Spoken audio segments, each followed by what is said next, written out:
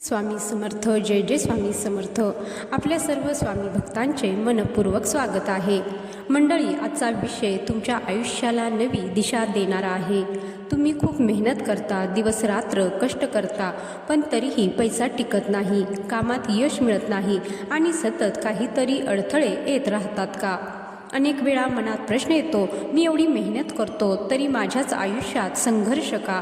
जर हा प्रश्न तुमच्याही मनात आला असेल तर हा व्हिडिओ शेवटपर्यंत नक्की पहा, कारण आज आपण जाणून घेणार आहोत की स्वामी समर्थ आपल्या भक्ताच्या आयुष्यात आर्थिक प्रगती का उशिरा आणतात आणि त्यामागचं खरं कारण काय आहे.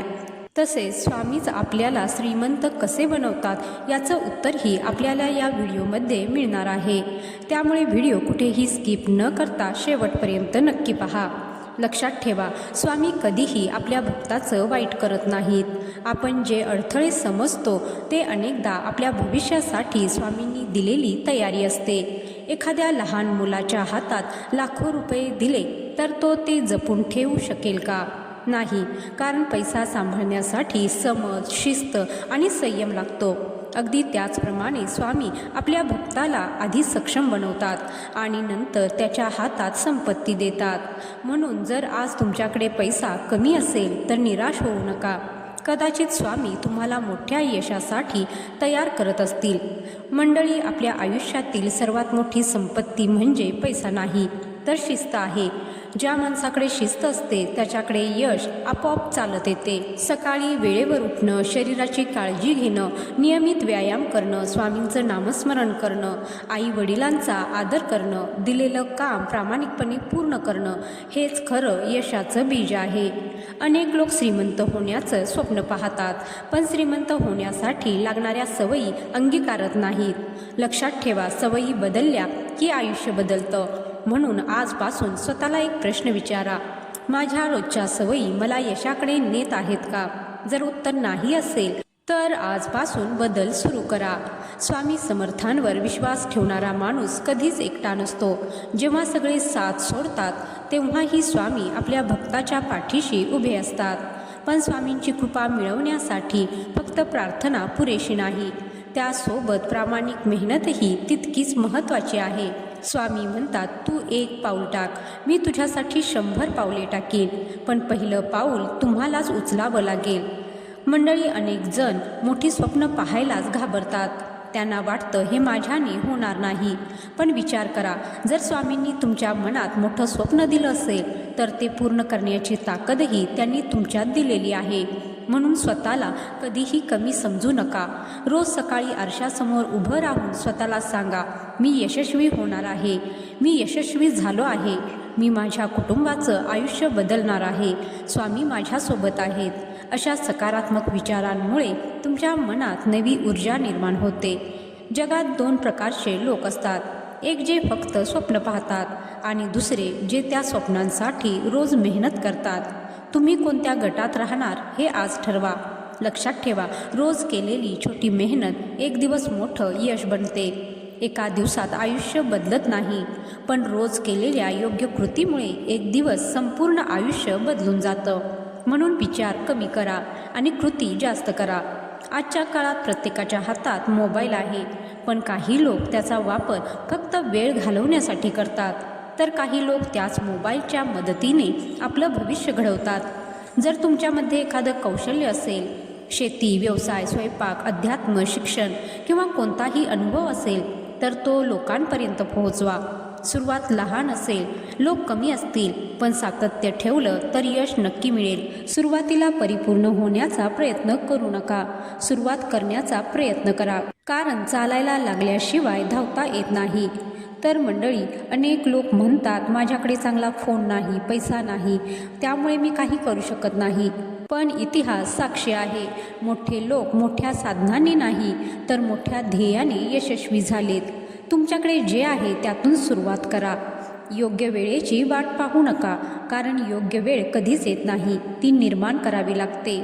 संकट आली की अनेक लोक हार मानतात, पण स्वामींचा भक्त संकटातही हसत पुढे जातो, कारण त्याला माहीत असतं की प्रत्येक अडचणीच्या मागे स्वामींचा आशीर्वाद लपलेला आहे. म्हणून पुढच्या वेळी आयुष्यात कठीण प्रसंग येईल तेव्हा स्वतःला विचारा, स्वामी मला यातून काय शिकवत आहेत? हा एक विचार तुमचं संपूर्ण आयुष्य बदलू शकतो. तुमच्या आयुष्यात पैसा येईल, घर येईल, गाडी येईल, प्रतिष्ठा येईल, पण सगळ्यांपेक्षा महत्त्वाचं म्हणजे स्वामींची कृपा कायम तुमच्यावर राहील. कारण स्वामींचा आशीर्वाद असेल तर हरवलेलंही परत मिळू शकतं, पण स्वामींची कृपा नसेल तर मिळालेलंही टिकत नाही. तर आता मी तुम्हाला एक छोटी गोष्ट सांगते. एका गुरुकडे 2 शिष्य होते. दोघेही रोज प्रार्थना करायचे, दोघेही मेहनत करायचे, पण एका शिष्याला लगेच यश मिळालं तर दुसऱ्याला अनेक वर्षांनी. शेवटी दुसऱ्या शिष्याने गुरूंना विचारलं, माझ्यावर अन्याय का? गुरु हसले आणि म्हणाले, पहिल्याच्या हातात मी मातीचं भांडं दिलं, तुझ्या हातात मला सोन्याचं भांडं द्यायचं आहे आणि सोनं बनायला वेळ लागतो. त्यामुळे मंडळी, कदाचित स्वामी तुम्हालाही सोनं बनवत असतील. आता स्वतःला एक प्रश्न विचारा, जर आज अचानक तुमच्या खात्यात 10 कोटी रुपये आले तर 5 वर्षांनी ते तिथेच राहतील का? जर उत्तर खात्रीने हो असं देता येत नसेल तर समजून घ्या की स्वामी अजून तुमची तयारी करत आहेत. कारण पैसा कमवणं कठीण नाही, पैसा टिकवणं कठीण आहे आणि पैसा वाढवणं त्याहूनही कठीण आहे. म्हणून स्वामी आधी शिस्त देतात आणि मग संपत्ती देतात. शिस्त म्हणजे फक्त सकाळी 5 वाजता उठणं नाही, तर शिस्त म्हणजे स्वतःला दिलेला शब्द पाळणं. म्हणून तुम्ही आजपासून ठरवा, रोज काही मिनिटं स्वामींचं नामस्मरण करा, त्यांच्याशी मनापासून बोला, तुमच्या अडचणी त्यांच्यासमोर मांडा. तुम्हाला उत्तर आज मिळणार नाही, पण योग्य वेळी नक्की मिळेल. हळूहळू मार्ग दिसायला लागेल. शेवटी एवढंच सांगेन, जर तुम्हाला खरंच आर्थिक प्रगती करायची असेल तर 3 गोष्टी आजपासून सुरू करा. पहिली, स्वतःमध्ये शिस्त आणा. दुसरी, रोज प्रामाणिक मेहनत करा. आणि तिसरी, स्वामी समर्थांवर अढळ विश्वास ठेवा. या 3 गोष्टी ज्या दिवशी तुमच्या आयुष्याचा भाग बनतील त्या दिवशी यश तुमच्या दारात उभं असेल. लक्षात ठेवा, स्वामी उशीर करतात पण अन्याय कधीच करत नाहीत. त्यामुळे निराश होऊ नका, थांबू नका आणि हार तर अजिबात मानू नका. स्वामी समर्थ तुमच्या पाठीशी आहेत, फक्त चालत राहा.